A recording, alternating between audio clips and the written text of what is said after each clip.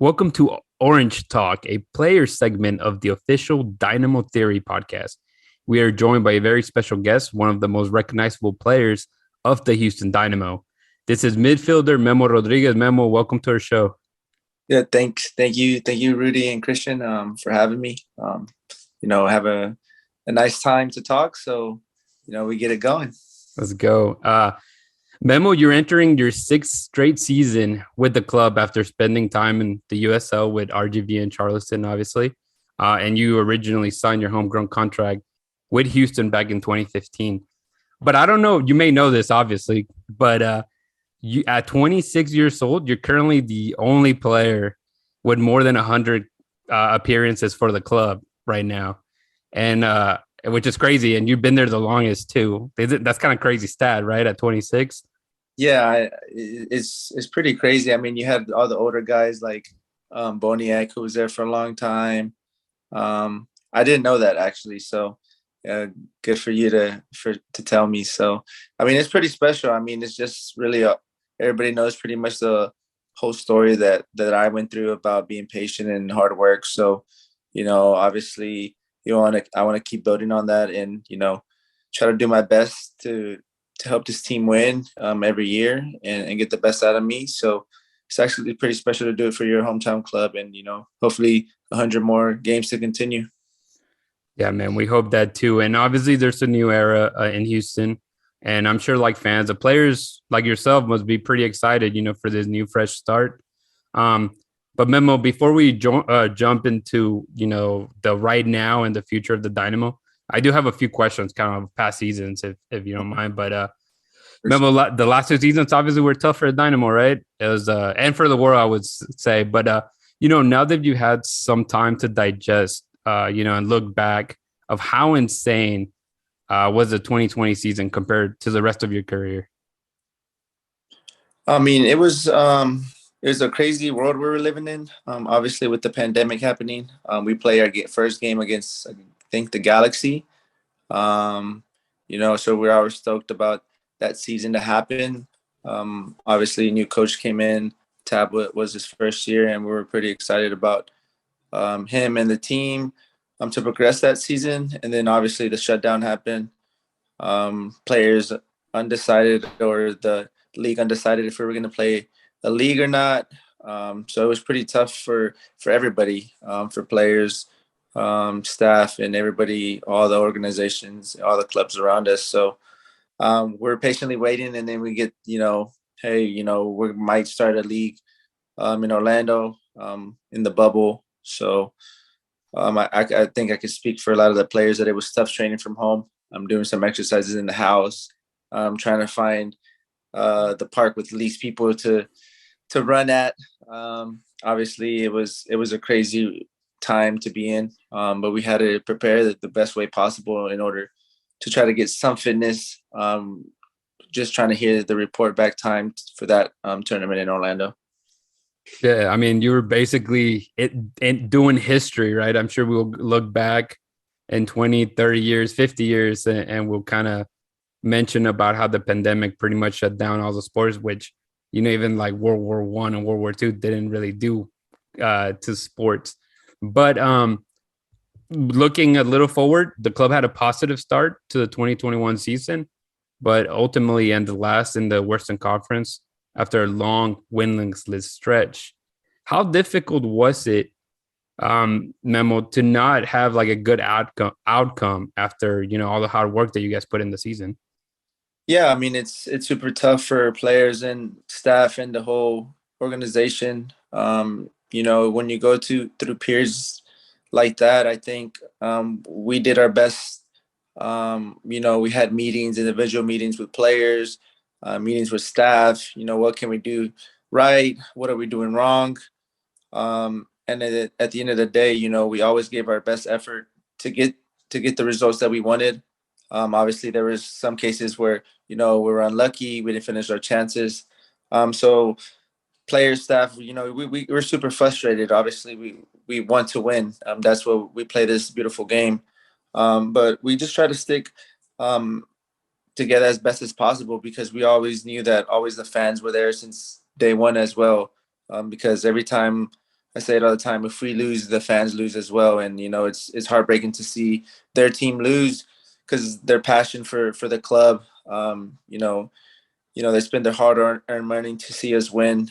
So it's a little bit frustration for both sides, players, because we want to win, and we want the fans to have that excitement that they deserve. So frustrating season. Obviously, we'll look back and learn from it, and this is part of the beautiful game. We got to move forward and do our best to improve for the next season. Again, because of all this and maybe a little bit even before that, Ted Siegel bought the team in the middle of last year. Have you gotten the opportunity to talk to him, or did he talk to his team on his expectations and maybe his commitment to the club shortly after taking over? Is that something that you can share with us? Yeah, I think he's been out to our training sessions a few times, presented himself, obviously, his ambitions. Obviously, he probably didn't mention everything that he was wanting to do, but he has been an owner that's been to training sessions and speak to us, I think maybe 2-3 times. So that's positive. Looking back at that he's there, he's committed, he's ready to work, he's ready to change the pathway to the club. Obviously, that's what every player wants to see, every staff, to see an organization thrive with the new owner and, show his ambition, his commitment to the team. All right. Well, once again, I'm Cristian. Nice to meet you. Thank you again for taking the time. And my questions were, I guess kind of where Rudy left off. You being a guy that has been in the club, literally from almost the beginning of 2006, 2007, obviously as a youngster, and you were there, throwing the balls back to the players and stuff like that, in your early days. And you got to experience, those glory days, I guess we could say. And obviously, you also experienced the rough patch, that we kind of went through. And now with the Pat coming in, Pat Onstad, if you guys don't know or live under a rock, Pat Onstad obviously is the new GM. Have you, does that give you, have you seen any glimpses? Have you, do you feel like, maybe those days will come back? Yeah, I mean, I think the club is going in a positive direction. Obviously, there's a lot of work to be done. But obviously, I think with Ted and Pat and obviously Paulo, the new head coach, I think they have that vision to bring the team back to its glory days. Obviously, Pat's been part of the club when they won the championship. Paulo was around when they played the Dynamo, the Dominican Dynamo. Obviously, they know how hard working that team was. They didn't have the most talented team, but they always had the hard working team that the teams that they wanted to play against. They're a team that was fight to the end for 90 minutes and they wouldn't give up on any balls. But it's super positive to see that the club's going in the right direction. And obviously, me being from Houston, seeing both sides of it, the good side and the bad side. It's a new year and hopefully super optimistic about this season, and everybody's ready to go to work and see this club thrive again.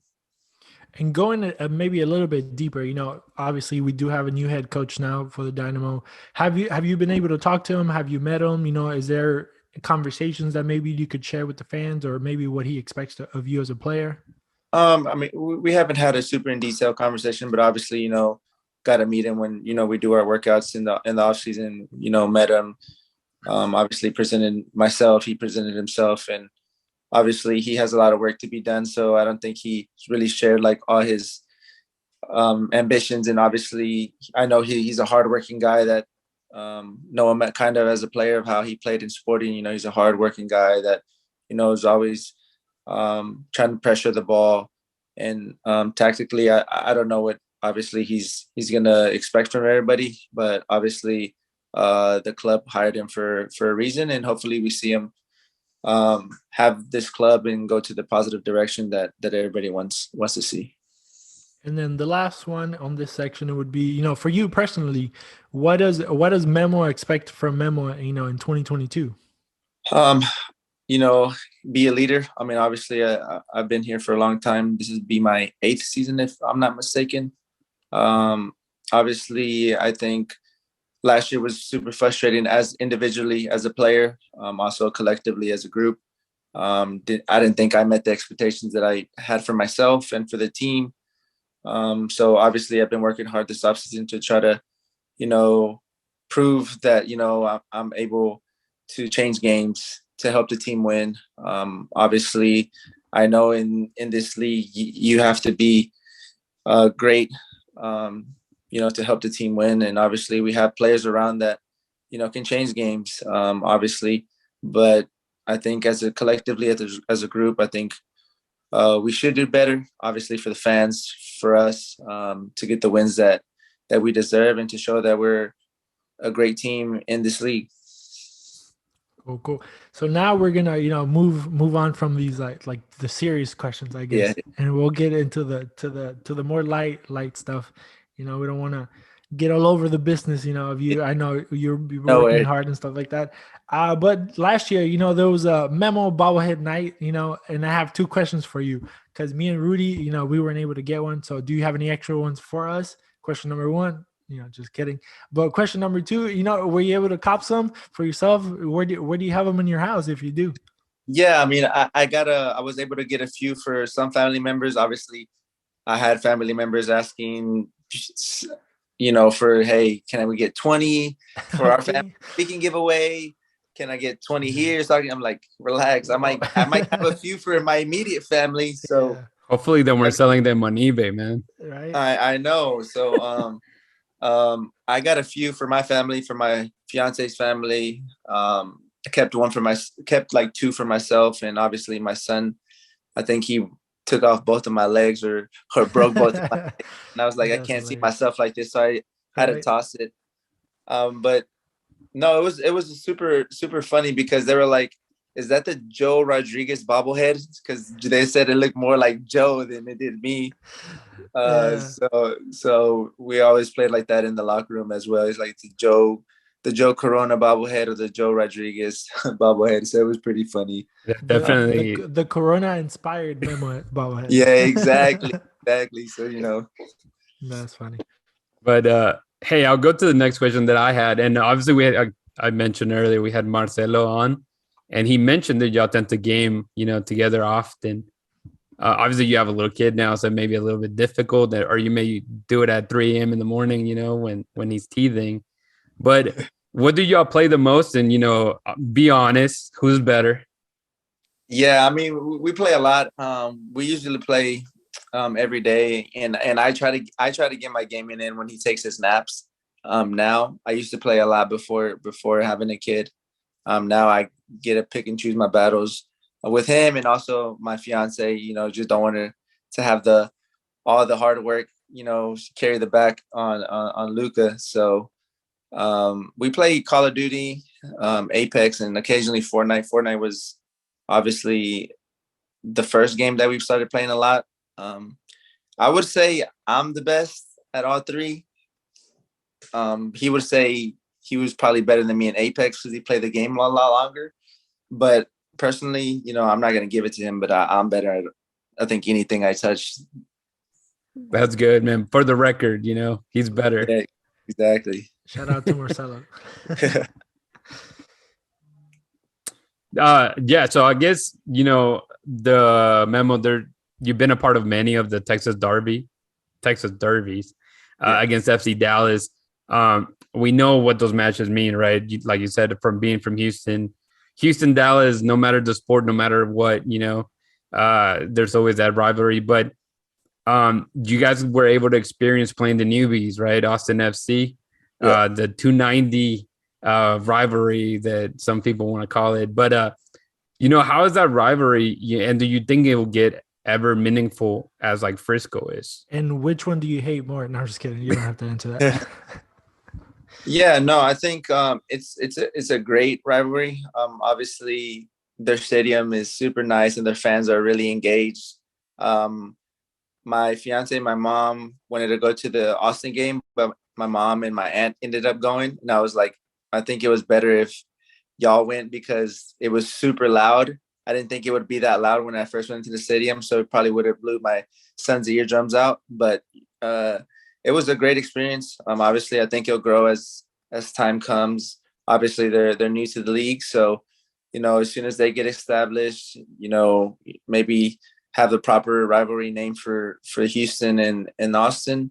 But the Dallas ones are always special, always since the academies. We always academy coaches from the beginning. We have to beat Dallas. Like, this is our main goal. Like, when we play them, so it's always been in my system, in my brain. That's all I know, that we had to beat Dallas. So every time we play them, it's a special game for us. And kind of going more into personal, is there any, like, obviously you scored bangers, but is there any special bangers that you like? You're like, this is my favorite one. I'm gonna make an NFT of it and just kind of something like that. Yeah, I think my favorite one was definitely the goal against Montreal. I think it was a left foot outside the box. I think that was one of my favorite ones. I think it was a great strike, obviously outside the box, upper 90. So it was a great feeling at home. So it was great. I think that's the best. That one hurt for me, Memo, because that was the only game that I missed that season. Oh, dude, and looking at it in highlights, I was like, I missed that goal. Yeah. It was that probably definitely my best one. I had one similar. No, I'm just kidding. Never mind. I don't do that. But I have, with all the Palomino, we talked, we had asked them if he could do a special celebration for us. And then, we had hit up Fafa on Instagram, ask him if he could do a special celebration for us. And we have, put together our minds, and we came up with a celebration for Memo. So we were thinking, maybe in this new year, like we told Marcelo, it doesn't have to be the first one or the second one, but if you were open to suggestions for celebrations, we have one for you. So giving honor to the bobblehead, maybe we were thinking, you score another banger for us, you put us 2-0 against Dallas or something like that. You run to the corner and then you just act out your bobblehead. Stretch out your arms and just shake your head. What do you think? Hey, I mean, that one's, I think it's, I'm open to it. I think it's something new that I can add to my, my back pocket, and, maybe do it. It's not that hard. It's not too complicated. It's something simple. So definitely take that in mind. If I pull it off one of these games. Yeah. It's not the floss from Fortnite, but something. Yeah, exactly. Nice. I still can't do the floss, and I've practiced it there. So let's be optimistic. Do it on your 20th goal. When you score that 20th goal of the season, that's the one you do. No pressure, by the way. No pressure. Yeah, I know that's a lot of pressure there, but obviously that's always the goal. Yeah, and lastly, with the new regime, has spoken of mending some of the bonds of those youth academies in Houston to create, pipelines to bring in more Memos, bring in more Palominos, bring in more Juan Castillas to the first team. How do you think Houston could, become a great, do you think Houston could become, a great export of talented players, through the Dynamo, kind of like Philadelphia Union has done, or even New York Red Bulls? Yeah, I think we have a lot of potential. Obviously, Houston's one of the biggest cities in the U.S., so I see why we couldn't be the biggest academy in the U.S. Obviously, things change, club owners, everything changes. So obviously, with the new ownership and Pat, obviously in implementing the academy, I think they trained with us a lot last year. They brought in a lot of young players. I think when I was with the academy, they would bring 2-3 players. Now the U23s, the U19s get that experience. Sometimes we play 11v11 on Tuesday, for example, just so we can get some game fitness in, and then obviously they get that experience and that exposure, seeing how fast the game is played at the next level. So I think that's huge for them, because they'll be prepared whenever, they pick those 1 to 2, 3 guys that they want to sign as for homegrown contracts. And I think they'll know what to expect. Obviously, it still take time to break into the first team, because it took me a very long time, and I was super patient, but kept working hard. So hopefully, I inspire them. obviously to become another Memo or better than Memo, because you always want to see this team excel with young academy alumni or graduates. So you always want to see the team and the academies, mesh together to make that powerhouse academy around the world. And just kind of on that same wheelhouse, we actually saw today that 3 guys from the U17s were called up to the youth national team, and I think 2 guys were called from Houston, one from the academy and one from Rice, the club here in Houston. But just your thoughts on that MLS Next Pro, or that Dynamo Dos, how do you see that? Yeah, I think it'll be a good pathway, pipeline for young kids, especially young kids like Marcelo or Juan, who probably not saying that they won't get minutes this year, but if they don't, obviously they'll get minutes there against good sides. Obviously, I was around when the reserve league was around, so maybe it's something like that. Get that experience, get that exposure, get game time, get game fitness, that, because you never know, injuries happen in the season. COVID now, obviously, they might get caught upon it, they might have to start right away. So they'll be ready. And I think it's a great way to, like I said, a pipeline for the first team. Yeah. So before I close it out, and again, thank you for your time, Memo, I do have one question that I just thought about.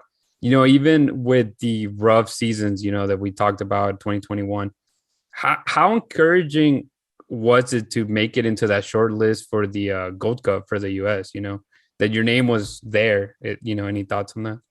Yeah, I mean, I think for every player that plays professionally, wants to be at the highest level, wants to be on the national team. And for me, that's the goal, always.